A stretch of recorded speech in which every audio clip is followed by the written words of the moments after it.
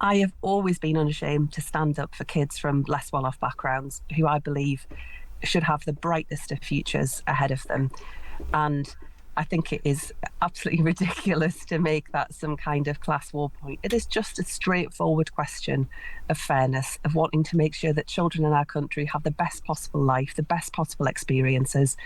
And it will benefit us all because we are held back because so many children don't achieve all they're capable of. But does talking about class create a divide, I suppose, is the question? No, I'm proud of where I'm from, and I'm proud of the community that I represent. I just want children in my community and communities like it across the country to be able to enjoy the success that we should expect. And we tell ourselves that if you work hard in life, you'll get on. That, I'm afraid, is just not true. That is a lie that we tell ourselves, that it isn't the reality facing many families across this country. This report calls for top performing schools to take more working class children, as I set out there. Do you have an idea or a sort of notion of how many children we would be talking about to make a real difference? So this is one aspect of a very wide-ranging report that I think lays bare the kind of stark inequalities that we see across our country in terms of outcomes for white working class children. What the report is talking about in this regard is that we need to make sure that all schools are doing their bit in making sure that children from those backgrounds achieve successfully in academic terms, but also that the best performing schools work with schools that are facing challenges to really address some of that. But it is the case that often white working class children not only face the barriers that come from wider society, and the report talks in very stark terms about that as well, but also then don't have the full strength of the school experience that they should have, that then holds them back. But I suppose that the reason I ask about the numbers is part of what this report is saying is that almost the tokenistic approach so far of taking one child, admitting them to a very, very good school, people have sort of said, oh, look, we're doing our part. But that's obviously not made a difference to the overall outcomes, because that's why we still have this problem. Do you have a sense of how many children we'd be talking about to tip the scales here? Well, in order to tip the scales here, it requires a significant effort across every school in our country, because what we see, and I set this out in the school's white paper back in February, is that white working class children are amongst the lowest achievers in academic terms in our school system. They get amongst the worst outcomes. So this isn't just about one school or high-performing schools doing a bit more, although I welcome that aspect of the report because there is always more to do. It's about that approach both in school and beyond the school gate that is necessary to deliver that step change, because that inequality starts very young in children's lives. It starts very early. And often even by the time children have arrived at school, those gaps have opened up. Yeah. And I want to come on to ask about that, but just on this point about the schools, will it be mandated, or is this just schools being asked to do more? This is an independent report, and I welcome the report because I think it shines a really important light on what has been an under kind of discussed area for some time. In the school's white paper back in February, this was a big focus of the change that I was seeking to drive, because it is incredibly stark what we see in terms of outcomes. And this is the kind of community that I'm from, the community that I represent, where parents and children are losing faith in the value of education as the route to a better life. But this is one aspect of an independent report that covers everything from early years education right through to careers guidance and work experience and much more besides. Oh, there's a lot in it. But I suppose my question for you as Education Secretary, and I imagine you're hoping to continue in that role, is would you like to see schools mandated to do this kind of thing? We need fair admissions policies and practices, and we need local authorities, schools and trusts working together. But no, it's not about a question of mandation. OK. And why would more working class teachers help in this regard?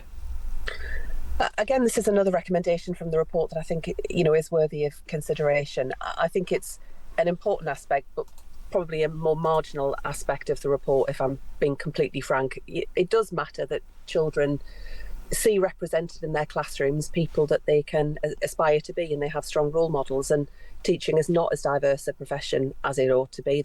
That's in many, many different aspects. It includes the fact that we see too few teachers from BAME backgrounds progressing into leadership roles in our schools. So this isn't one kind of silver bullet. This is not something in and of itself that will turn things around. But I do think it's important that we have a real focus on the outcomes of white working class children. I'm interested in this idea of working class, and it's come up obviously in politics over the last week or so, and I'll talk to you about that in a moment. But do you really think that That talking about white working class children and the idea of working class, I mean, is class still that big a part of our politics, do you think? I mean, class is a huge driver of outcomes, never mind in our politics, but right across society. But if by class we mean the family that you're born into determining what you go on to achieve in life, that's as strong a driver as anything. We know that children born into less well-off families are more likely to arrive at school further behind their more affluent peers. We know they don't make progress across school in closing that gap. And we know they're more likely at the end of school to go into being not in education, employment or training. So background, social background, family background, where you're born, they are big determinants of what you achieve in your life. And I came into politics to change that, to make sure that it's your talent, it's your hard work, it's not your background that determines what you can go on to achieve. But at the moment, that is a very, very distant dream. There is significant baked-in inequality that holds back children, but it holds back our country, because if we're not a fairer, more equal society, then we don't get the benefits of everyone's talents. I mean, and you've been called a spiteful class warrior for talking about this. I mean, that was levelled at you by Kemi Badenoch during Prime Minister's questions last week. We understand it caused a bit of a row between the two of you afterwards. I mean, how do you feel about that, as being called a spiteful class warrior? I have always been unashamed to stand up for kids from less well-off backgrounds who I believe should have the brightest of futures ahead of them. And I think it is absolutely ridiculous to make that some kind of class war point. It is just a straightforward question of fairness, of wanting to make sure that children in our country have the best possible life, the best possible experiences. And it will benefit us all, because we are held back, because so many children don't achieve all they're capable of. But does talking about class create a divide, I suppose, is the question? No, I'm proud of where I'm from, and I'm proud of the community that I represent.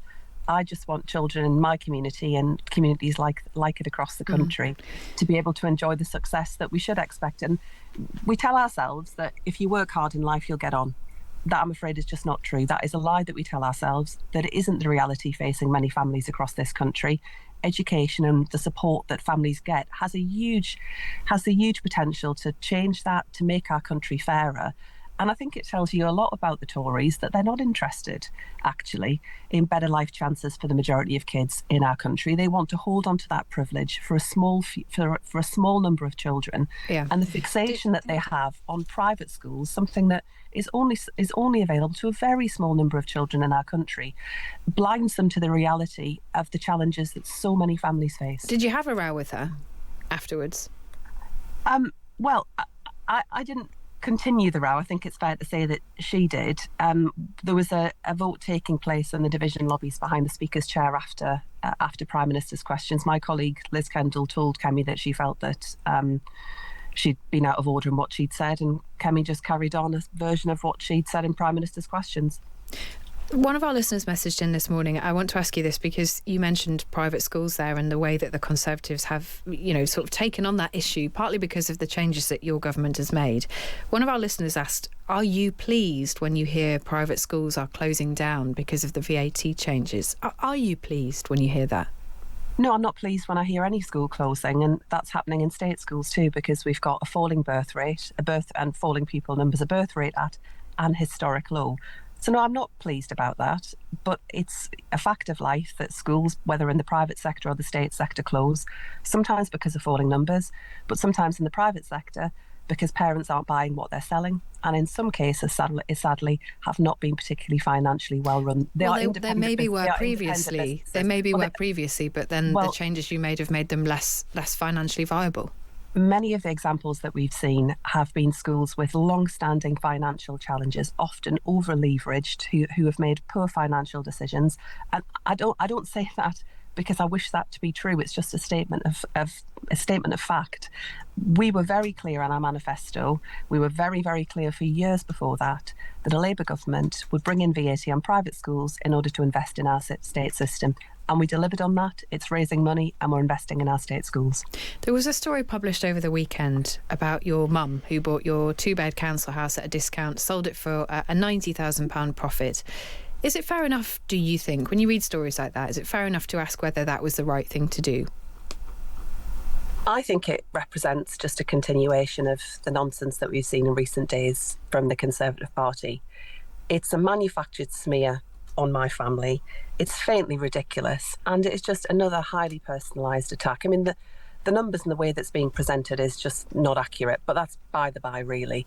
I think if you're bringing people's family into it in quite that way, then you're losing the argument.